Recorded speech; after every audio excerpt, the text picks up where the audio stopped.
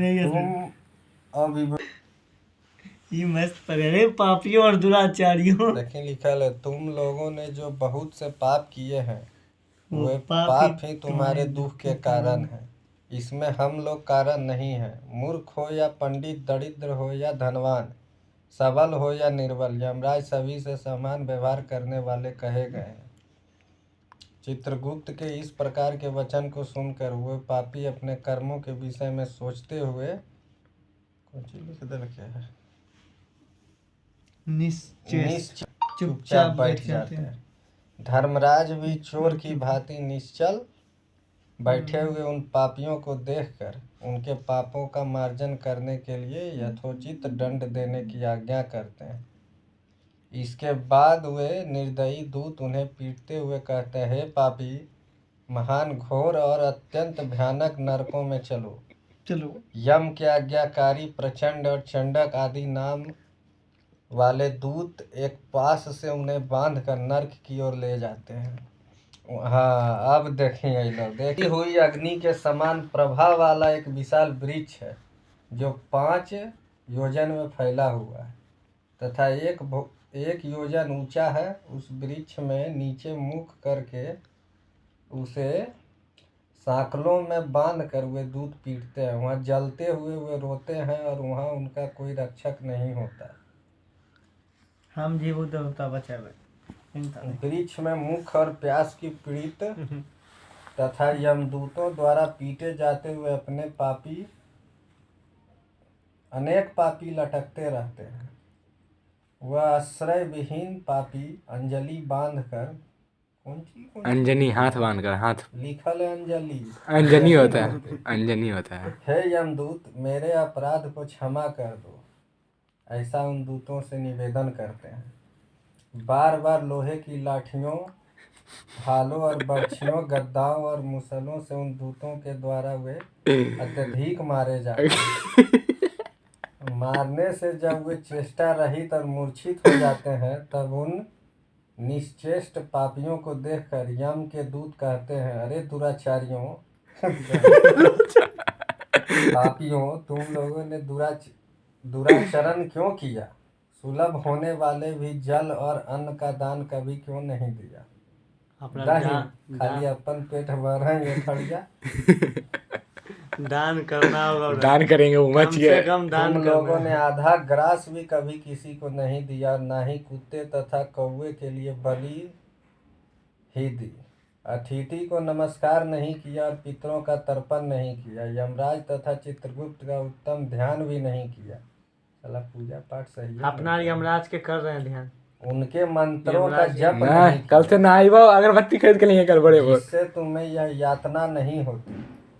कभी कोई तीर्थ यात्रा नहीं की, देवताओं की पूजा नहीं की। पूजा करते हैं नहीं कभी देवता की, संतों की सेवा नहीं की। बोलिए क्या क्या करना चाहिए तो इसलिए अब स्वयं किए गए पाप का फल भोगो। चूंकि तुम धर्महीन हो इसलिए तुम्हें बहुत अधिक पीटा जाएगा। अनिमेश भैया ठीक है, रोज पूजा पाठ में जाए। राहुलवा बोले भगवान हरि ही ईश्वर है, वे ही अपराधियों को क्षमा करने में समर्थ है। हम तो उन्हीं के आज्ञा से अपराधियों को दंड दे रहे हैं। वो 3 दिन आज सोची तो आई वो सब 10 बजे 1 लाख दो ऐसा कहकर वे दूत निर्दयक पूर्वक उन्हें पीटते हुए और उनसे पीटे जाने के कारण जलते हुए अंगार के समान नीचे गिर जाते हैं।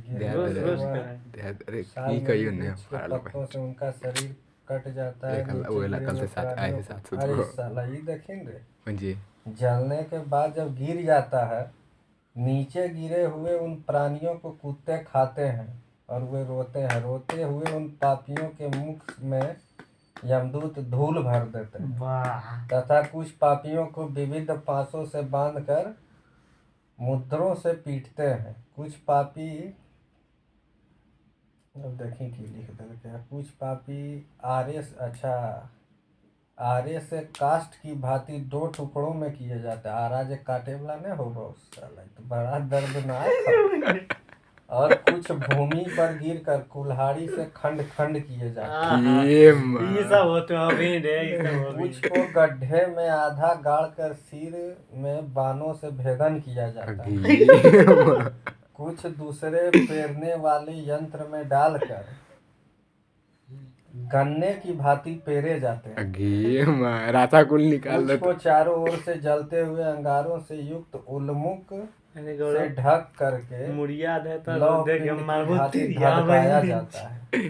कुछ को घी के खौलते हुए कड़ाही में, कुछ को तेल के कड़ाही में तले हुए जैसे मुर्गा बड़े छान की रहे ना भांति अपना। इधर उधर चलाया जाता है। अगे अंडवा जानते हैं भैया सोच लीजिए कैसे छानेगा। इन्हीं को मतवाले गजेंद्रों के सम्मुख रास्ते में फेंक दिया जाता है। किन्हीं को हाथ और पैर बांध कर अधोमुख लटकाया जाता है। किन्हीं को कुएं में फेंका जाता है। किन्हीं को पर्वतों से गिराया जाता है।